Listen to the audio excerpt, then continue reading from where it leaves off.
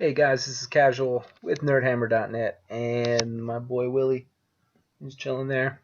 I'm going to go over some things that have been going on with me with Warhammer, and I know you guys haven't seen any videos, and that's mainly because I've been playing Empire. I started them this year. I've decided to take them to every GT that I go to, and I really just want to get my practice in with them before I start concerning myself with taking pictures. And if you've done battle reports in the past, you know that there's a lot to remember, and with Empire coming from Demons, there's even more to remember. Um, but I have been playing, I have been painting. This video here, I'm going to show some stuff on the screen. I know I got my little face up in the corner there, but mainly you probably can just pull up some paint pots and paint. So this is kind of like a let's paint, but I'm not painting type of thing. So I just want to go over. I'm going to go over Spring Crossroads first because like I said, I didn't take pictures. I did take my Empire Light Council. The list, I mean, it's a real typical Light Council list with some things thrown in. Um, like I have a Witch Hunter in the Halberdiers that gives me the MR2 for only 60 points. Three Wizards, they usually hang out with the bunker level 1, level 1, and a level 4. Level 4 has a Power Stone. The other two have a scroll and a scroll shielding because with the MR2 from the Witch Hunter, then you can get a 2 up against a 1 spell, and then you also have the Dispel scroll, so that's pretty nice. Um, of course, the War Altar, he's not really kitted for combat. I don't want that thing in combat. I need to be casting banishments with it. Some other characters, of course, I have a BSB on foot. He just has the armor that gives him 1 up, 6 up on foot. Not a real popular choice, but like I said, I mean, if my halberdiers are getting combat, it's late game, and I should be on the winning end of it. Um, I have another captain that rides with my Inner Circle Knights of 11, and he has the Ogre Blade, Charm Shield, Luckstone. Great combo. He's pretty much been an MVP in a lot of games because the Inner Council, or the Inner Circle, they get targeted a lot, but when I get in, it's always nice to have that extra 3, 6 plus or 6 strength attacks, and especially if I somehow mess up and they get charged, it's a nice thing to have. So that's pretty much, of course, Demigryphs, another cannon, and the Capticus. He's kitted out 2 plus against fire. He's just kind of a utility guy, and I could also throw him in the Demigryphs to give them hold the line. So that's basically run down the list. We're going to go here to Crossroads Spring Break. This is my first game. If we look at the war score here, I get matched up with a gentleman called Jeff Reed, and I have a picture of his army here that I'll pull up for you guys. And it's a Lizardman army, beautiful looking army. So I get Lizardman on the first go, and it's not a real scary army to me. He has a yeah, completely blanking out. Um, Stick it on, that's it.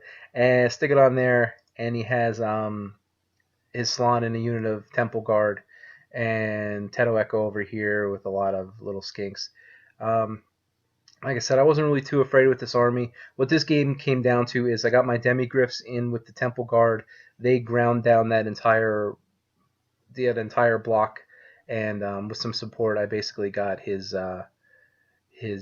Slann and killed everything else with the rest of my units. So I think I have another picture close up of the Slann here. Yeah, he's a good looking Slann. Um, this is actually a picture of some bad positioning. Like he brought his Stegodon in a manner that there was no way he could countercharge. This is where the demis came in, and it took him a turn or two to reposition these things. I ended up pinning these warriors, so it was a good solid win for me after round 1.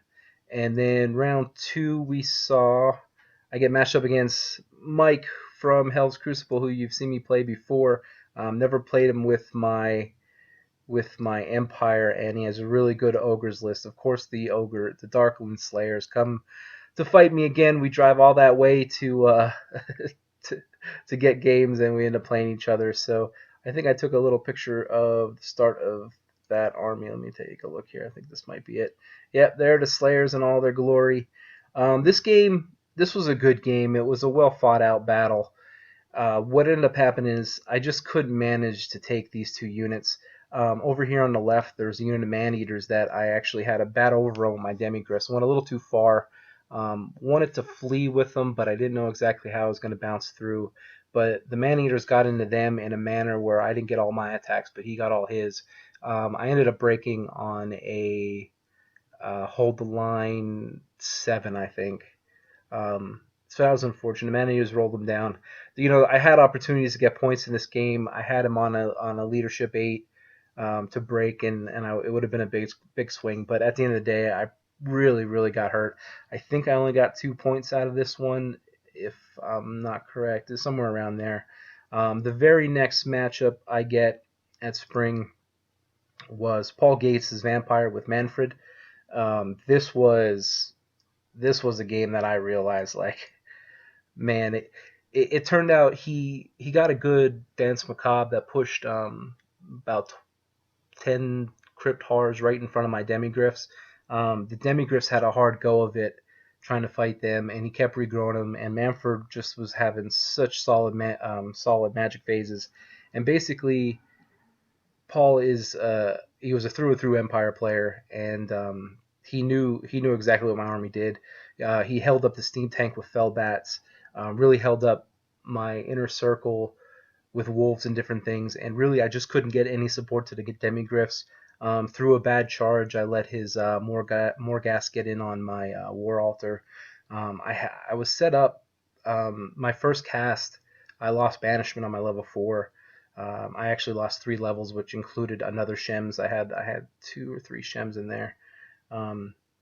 So yeah, it just didn't go in my favor, and I got trounced. So after the first day, I was feeling pretty defeated. But the whole point of playing Empire this year was to get used to the army, and I took him to Crossroads because I was going to just go all in on him. And so after day 3, I was feeling a little bad, but the rest of the Nerdhammer boys were actually doing really, really well. Rob had 3 straight draws, but Phil, let me see where Phil is here. Phil had a good first day. He was going to see himself on the top tables. Look at there, he was on table 3 going into round 3. So I think he got a win against Fernando there. And so he was looking really good points-wise, so he just needed to have a good day too. His brother Matt also, doing really well, playing Joe on table 11. I think Matt won that one pretty handedly.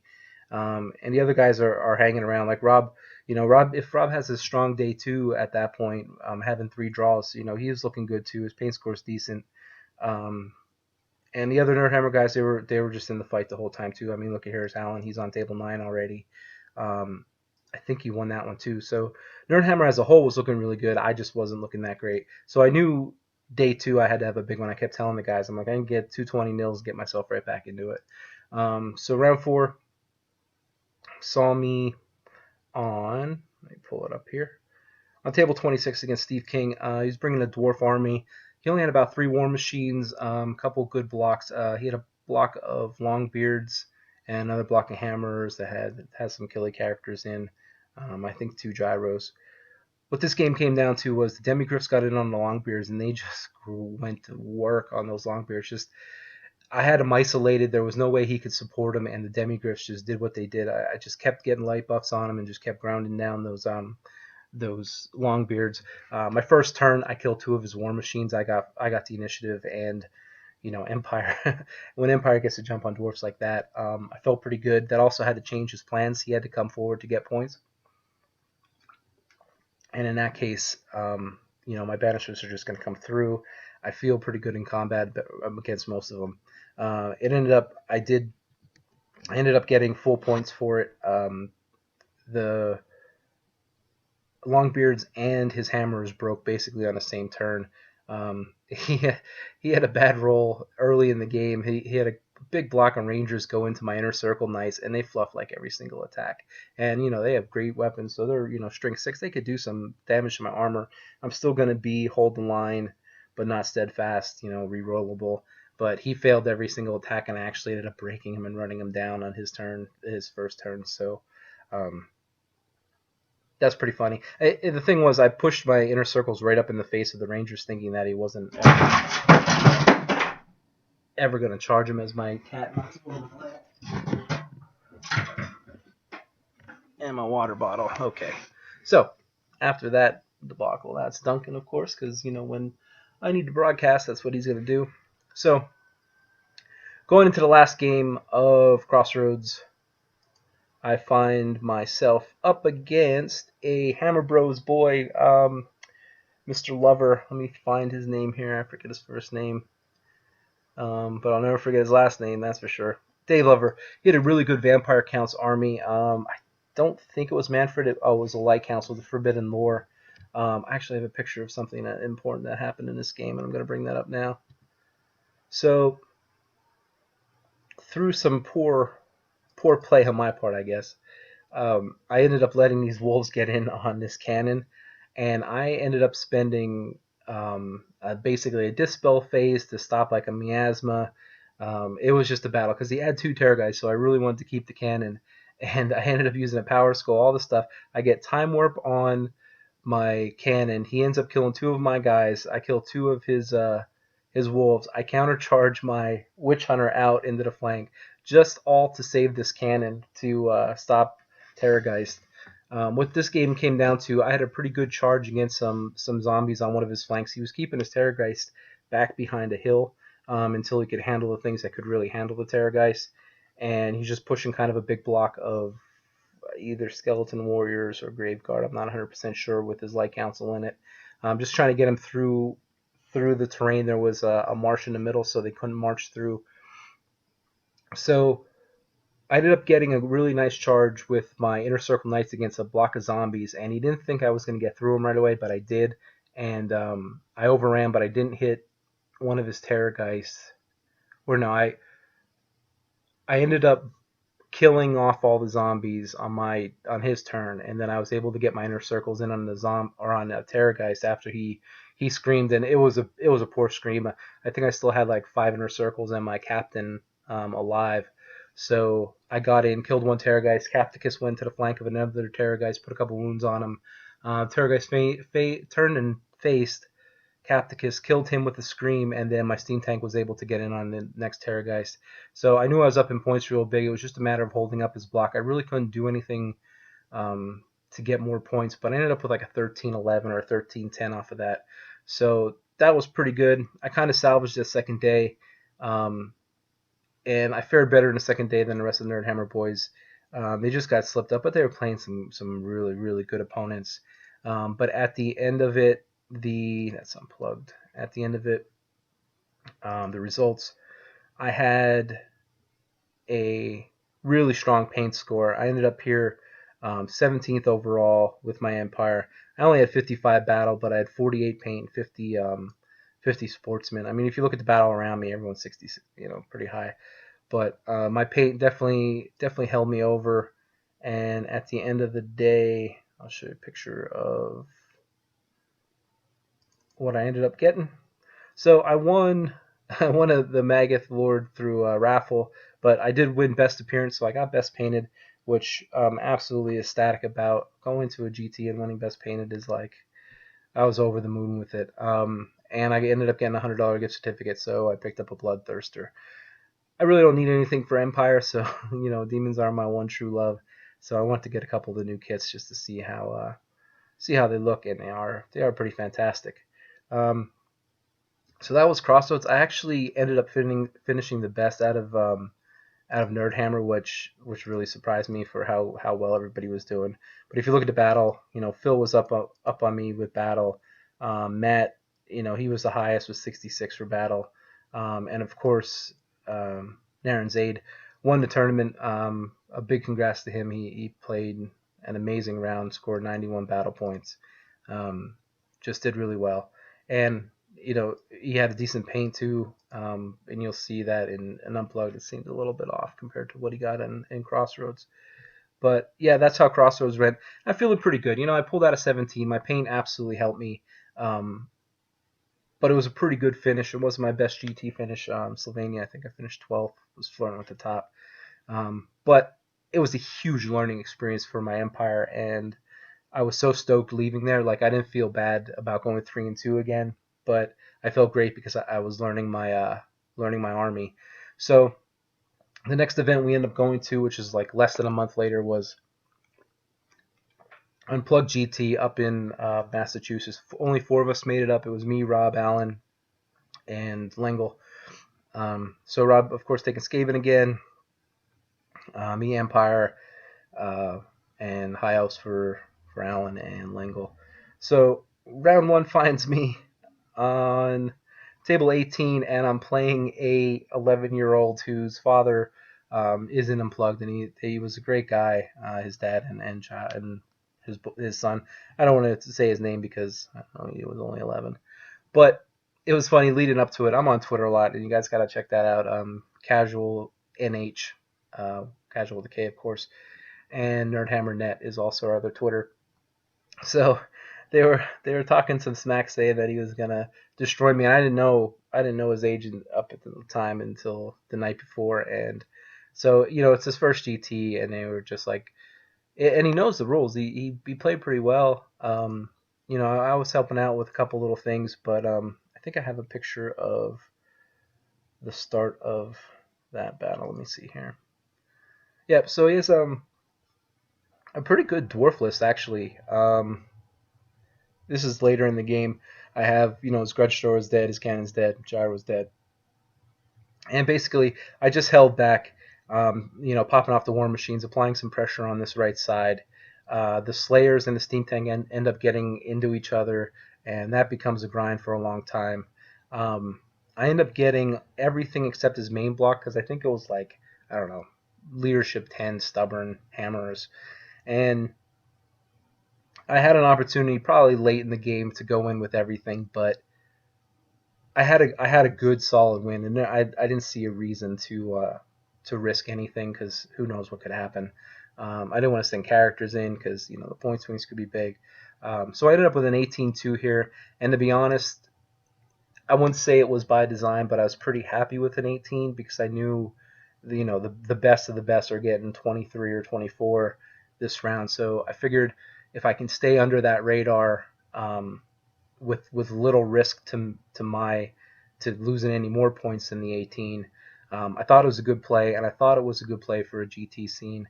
And of course, against my young friend of an opponent, he was great. I have nothing but good things to say about him. So if you follow on Twitter, they have a picture of me, and they're like, "This is the face of someone who stomps an 11-year-old." So, hey, man, there's 4 other players that had to play him. So I hope he got a win. I didn't really check up on him.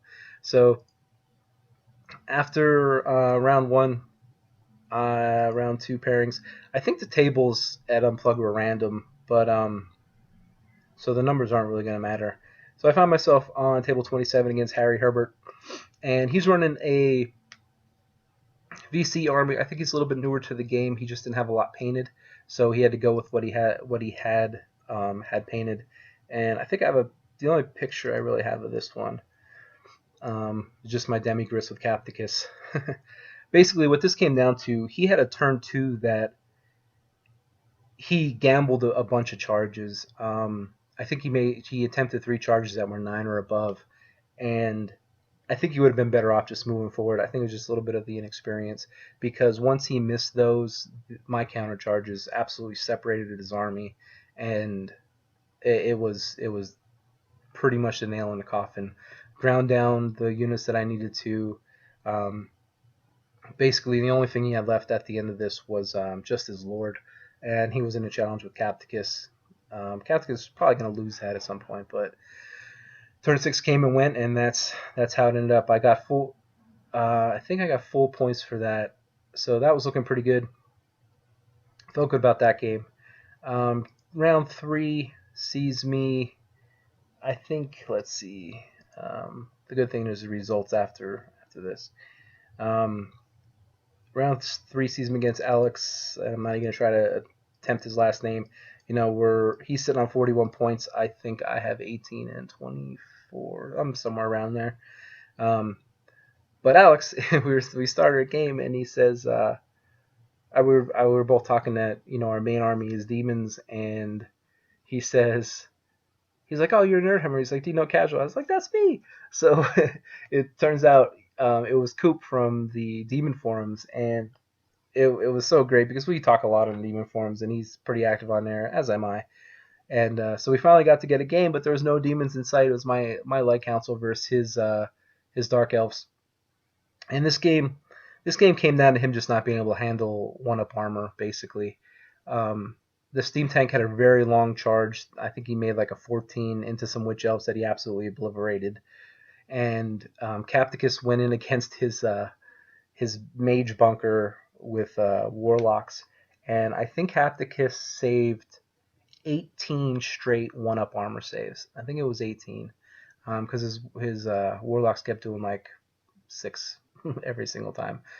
So he lost his level 4 there to Capticus, and his Executioners were doing really well, but there was just some matchups, some combats that just didn't go his way, and I stuck around, one turn longer than he expected, and at the end of the day, I think it was a 17-4 with him getting 1 bonus point.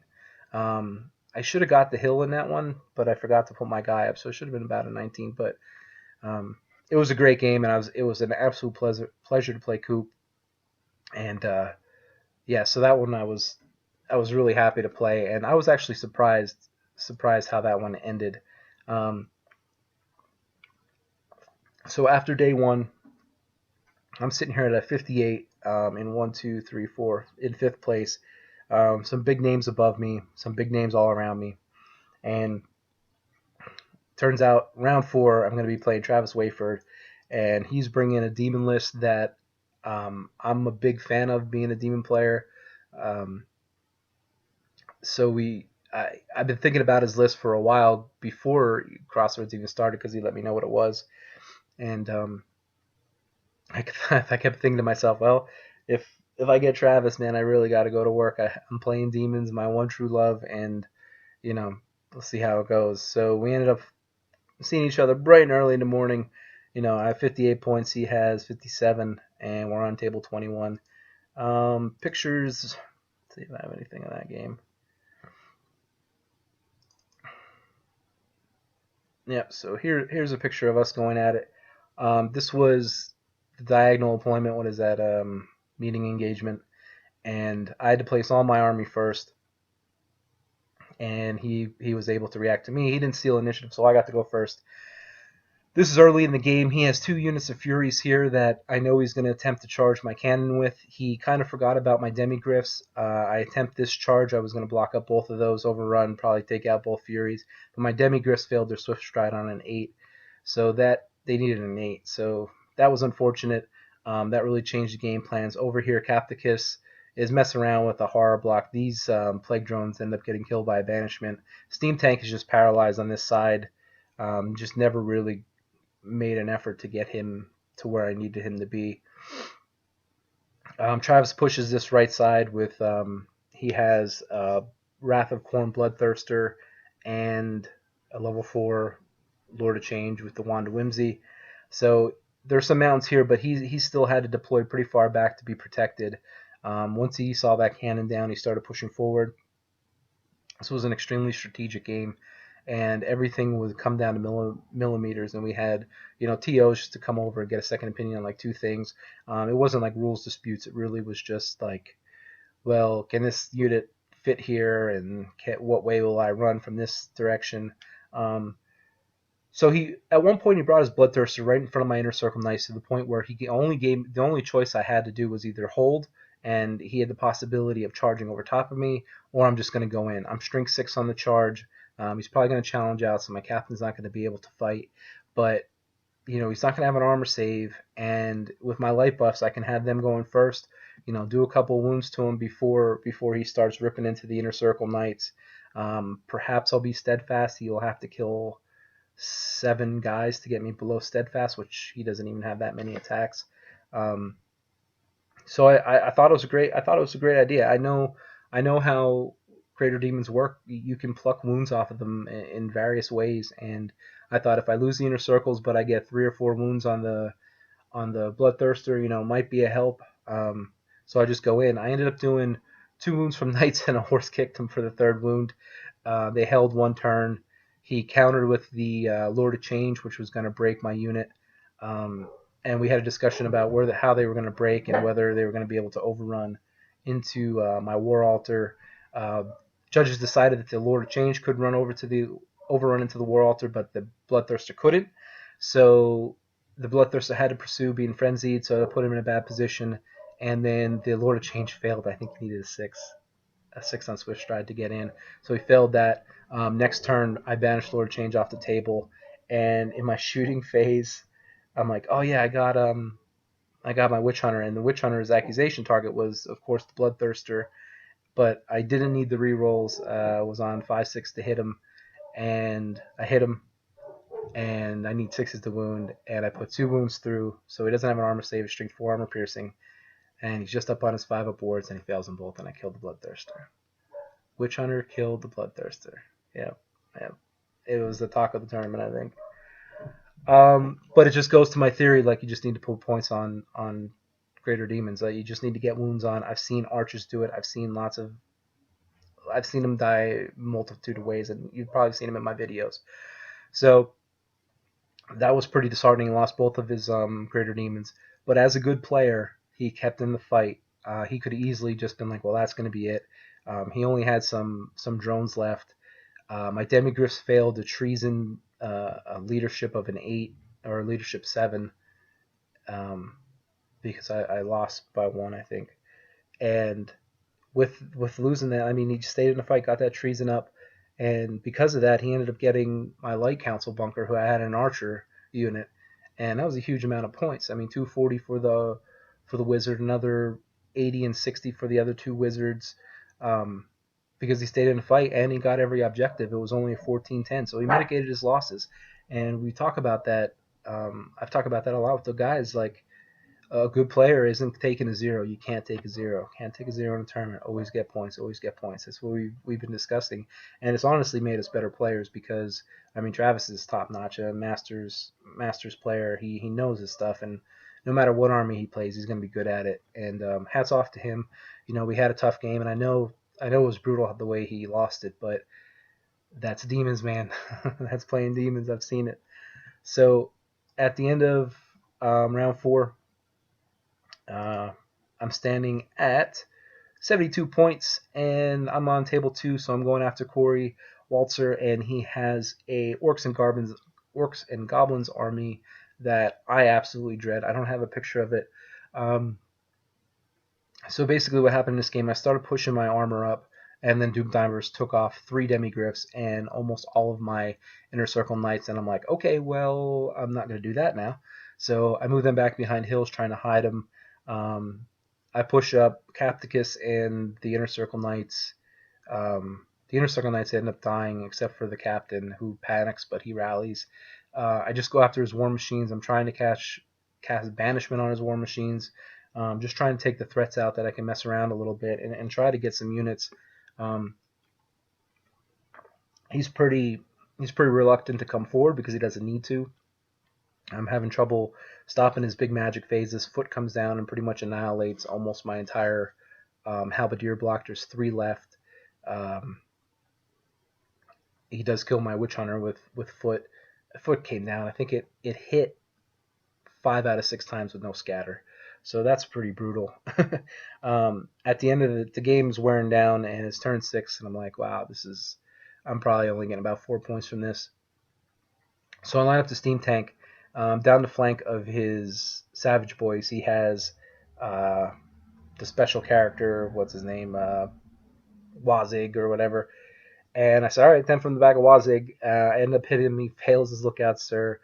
I roll to wound. I wound him. He fails his 4-up board, and I do 5 wounds and kill Wazig, which was like a 350-ish point swing. It ended up being exactly a 10-10.